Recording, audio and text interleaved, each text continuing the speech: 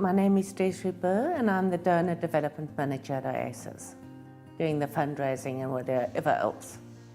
Oasis Association is an organisation for people with intellectual disability, ranging from profound for our children at the day centres to moderate at the protective workshops. We have approximately 457 disabled people that we service every day at protective workshops, which include things like a bakery, a catering unit, 3 recycling projects, 2 books and bric-a-brac shops, a second-hand shop, as well as contract units. So there are about 364 adults who work here daily, and then day centres are for profoundly disabled children, and then 90 others. Currently the project has changed because when we started it was parents started the organisation for children who were disabled, their children. There was no schooling available at all, so they started a school. And eventually that was recognised by the state. They're now independent, they still share our logo. But as the children matured, the next problem was lack of employment and training. So Oasis has diversified over 62 years. This project has achieved an enormous amount of achievement. In terms of recycling, we have won, as you can see on the wall behind me, numerous awards. The Department of Social Development sees us as, they use us as a role model when they describe what self-sustainability is. And we currently generate about 47% of an 11 million budget a year through our own trading activities. And for me that's a phenomenal achievement. And we're recycling, we're processing about between 203 and 210 tonnes of mixed waste a month. The other awards were won on the basis of our recycling project, but this is the first time that the books and bric-a-brac shops have been recognised. In terms of recycling, the international standard is reduce, reuse, recycle.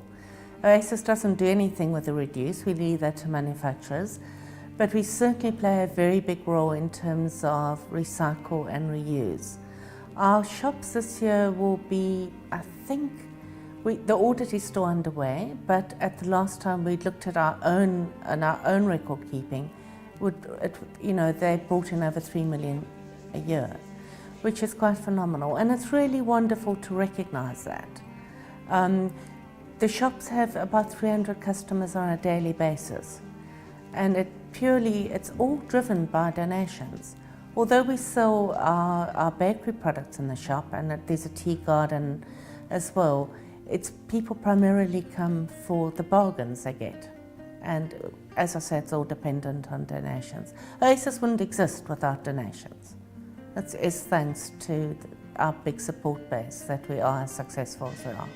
I am at heart somebody who belongs in a non-profit world. I used to work in advertising and in events, but my heart and Oasis just moves me on a very, very core level. So fundraising is easy.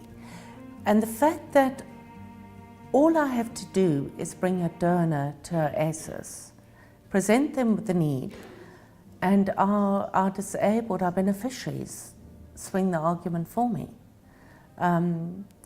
So actually it's not difficult. A lot of the fundraising, it will be project directed. So for instance, the National Lottery has come to the party in many ways in terms of the infrastructure. Recycling depends on a lot of things like trucks and equipment, things like balers, shredders to make it work. They've certainly been very helpful on that level.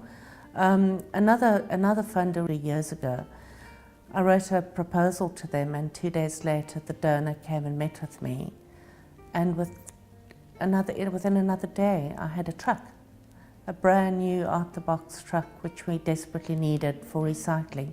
So fundraising underpins a lot of it.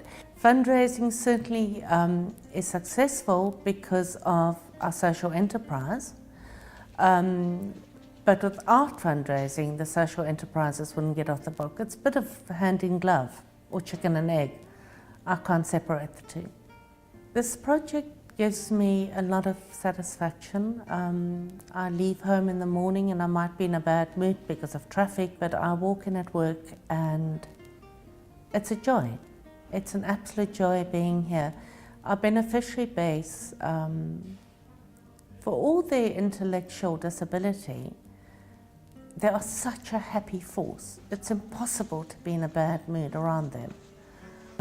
Our biggest need though is for people, if they're clearing out their home and don't want that kettle anymore or that toaster or a jug or whatever, to consider donating it to us. And we have a couple of donors who can't afford to give much. They'll come along there's one lady who comes once a week with a tin of baked beans, and her donation of baked beans makes a difference because it goes into somebody's food parcel, and that is what we need.